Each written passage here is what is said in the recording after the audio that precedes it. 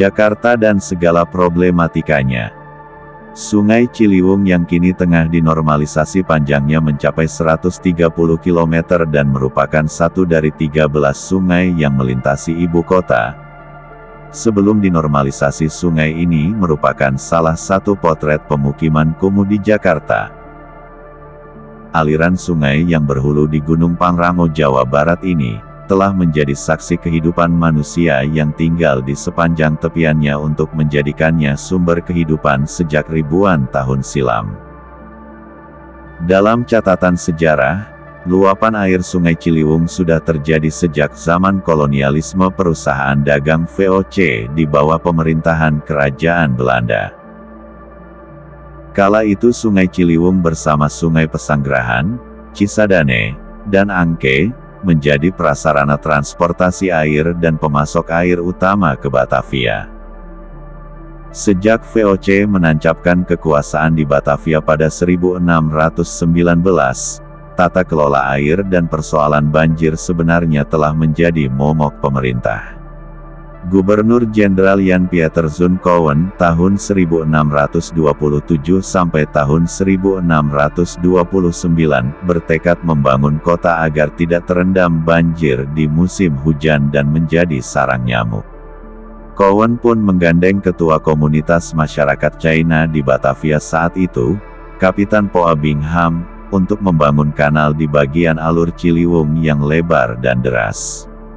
Kanal dibangun dari wilayah Pejambon kelak menjadi benteng Frederick Hendrik lalu kini menjadi Masjid Istiqlal menuju wilayah Pancoran di Kota Tua. Sistem kanal ini sempat memperlancar aliran Sungai Ciliwung ke laut, jalur transportasi, sarana pertahanan, dan alur pemasok air. Bantaran Kali Ciliwung yang tidak jauh dari Stasiun Manggarai, Jakarta Selatan terlihat padat dengan banyaknya bangunan yang terbuat dari kayu-kayu dan seng. Rumah semi permanen itu dihuni ratusan warga yang sebagian besar perantau dari luar DKI Jakarta. Para pendatang merantau ke ibu kota dengan harapan dapat menggantungkan hidup yang lebih baik. Sebagian besar rumah di bantaran Sungai Ciliwung terbuat dari kayu dan triplek. Sebagai sebuah metropolitan, Jakarta memiliki berbagai varian ruang dan tempat untuk dihuni dan dinikmati warganya. Seringkali, ruang-ruang yang ada cukup kontradiktif dan ironis. Pada satu sisi Jakarta menawarkan gemerlap serta kemewahan layaknya kota-kota besar lain di dunia, ditandai dengan gedung-gedung pencakar langit, permukiman elit, taman kota, serta tempat-tempat hiburan yang tersebar di penjuru ibu kota. Namun di balik simbol-simbol modernitas tersebut, tidak kalah banyak pula orang-orang yang mau tidak mau mesti tinggal dalam sebuah kawasan yang sering disebut permukiman kumuh. Bangunan semi permanen, padat, bertingkat, berpetak, serta penghuninya melebihi kapasitas luas ruangan menjadi ciri paling mudah untuk mengidentifikasi seperti apa kawasan kumuh tersebut. Suatu kawasan yang biasanya hanya berjarak sepelemparan batu dari tempat-tempat modern tadi. Dan orang-orang yang tinggal di kawasan ini belum tentu memiliki akses untuk menikmati tempat-tempat yang disebut sebagai simbol kota megapolitan. Di Jakarta, permukiman kumuh umumnya terletak di bantaran sungai-sungai yang mengalir membelah ibu kota.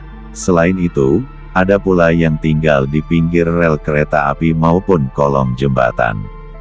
Menjadi warga permukiman kumuh sudah barang tentu selalu dilekatkan dengan kemiskinan. Dalam sudut pandang kelas menengah, mereka mesti disingkirkan karena mengganggu pemandangan serta memperburuk citra Jakarta sebagai kota modern. Keberadaan permukiman kumuh, selain dinilai menempati tanah yang ilegal, juga sering dicap sebagai sarang berkumpulnya pelaku kriminal, para pemalas, dan segenap stereotip negatif lainnya. Selalu menjadi kekhawatiran bahwa dari sinilah segala masalah sosial bermula. Prasangka seperti ini jamak ditemui.